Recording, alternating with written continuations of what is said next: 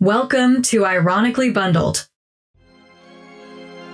Deep in the hidden corners, where the god's gaze does not fall, secluded in a forgotten hard drive inside Game Freak's headquarters, in the land of the rising sun, lies a secret. Notes, or perhaps even sketches, of a potential new Pokémon region based on the southern half of the New World continent that never came to be. But there is a strong chance of them returning to the table of possibilities for future games. Buckle up and enjoy the ride.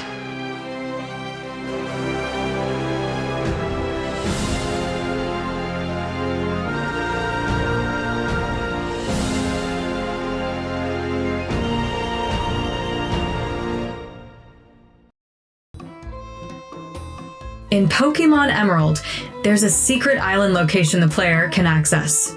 However, the only way of getting in was through a special item, the Old Sea Map, distributed only in Japan in 2005 for a temporary promotion of the game. After talking to a sailor and taking his boat, you arrived on an island, far from Hoenn, part of an unknown region. The name of it is, in fact, the Faraway Island. As you landed, you were greeted by an old and faded sign, which roughly said that if any human were to set foot on this island, the person writing this really hoped that it would be a kind-hearted individual. As you explored deeper, you would notice this location to be very lush and full of vegetation. You would see something moving in the tall grass and have the feeling of being watched.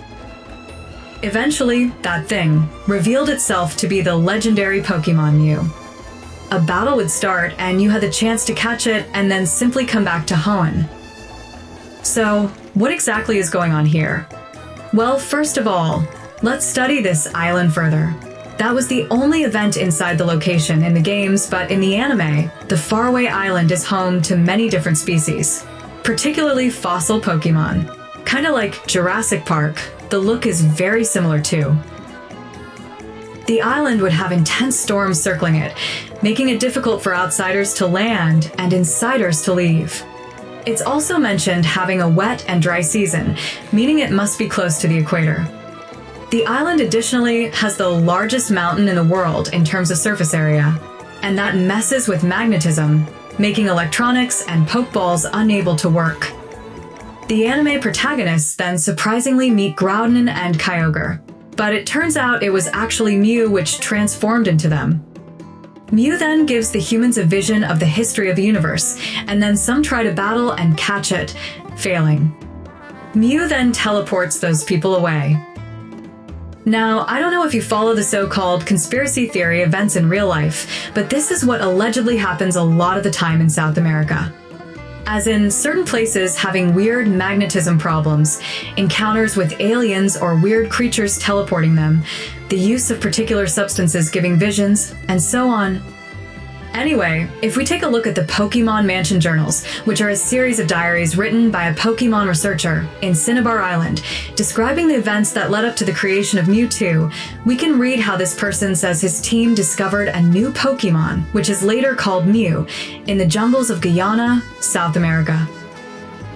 The mentions of Guyana were scrapped in the remakes, probably because these diaries were made in Gen 1, when Pokémon was not yet mature, and still gave direct real-life references. Today, that part of the world would simply be an unknown and possible future region of the games. And that's exactly what we saw in Pokémon Emerald. The Faraway Island, part of an unknown region, is in fact the jungles of South America. It's canon. Also in the Japanese version of Emerald, within the old sign we talked about, there appears to be a signature ending in G, which is speculated to be the researcher that wrote the Cinnabar Island diaries, Mr. Fuji. After that, in later generations, the mansion has been destroyed along with most of Cinnabar Island by a volcanic eruption. If you want more proof, in Pokémon Stadium and Fire Red, it is explicitly said by the Pokédex entries that Mew lives in South America, where Guyana would be located. What you're seeing right now are even ruins in the jungles of that place, depicting the legendary Pokémon. So we've had a glimpse of a future Pokémon region all the way back, 20 plus years ago, and it still isn't out. kinda crazy. What happened to it then? Did they decide to completely scrap it and move on? Well, we don't know for sure, but I personally don't think so, as this weird place was explored quite recently in the Pokémon Journeys anime. And then Nintendo/Game Freak have been paying attention to the real-world region, as in the very last Pokémon Presents they announced they would add Latin American Spanish as a language to the games.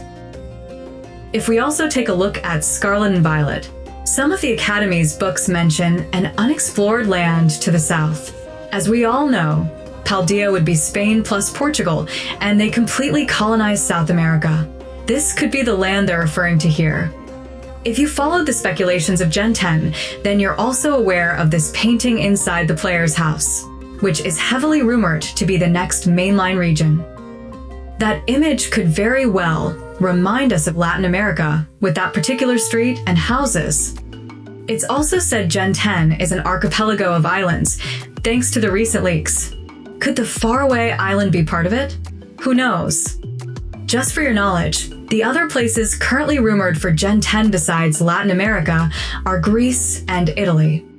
I want to quickly mention Italy as it had a similar experience of being modified and kept as a future Pokémon region. Let me explain. The region of Paseo is Pokémon Masters X's own region. It's an artificial island, and the look and name of it roughly remind us of Italy. Again, thanks to recent leaks, we can actually say that it was indeed based on Italy at one point. It actually had the exact same shape, but then Game Freak decided that it would be a waste to use Italy for a mini mobile game location, so they had the mobile games team change it to keep it for the future. This could be a similar thing happening to South America. They may want to keep it for the right time. After all, there are already many Pokémon inspired by that location, the water starter of Paldea being one. Which brings me to the last point.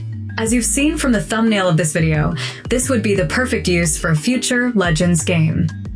The new series focuses on the lore around legendary Pokémon, and sooner or later there will be a Gen 1 centered chapter of it.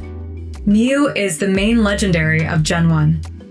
Even if they wanted to do more Mewtwo content, they could only tie it in as a side thing in this hypothetical game, but it will not be able to be the poster child, as Mewtwo is an artificial and modern invention by man. It doesn't have ancient lore, which the Legends series requires. Furthermore, the first game of that series was centered around nature and the wilderness. Then the second was fully urban inside a city.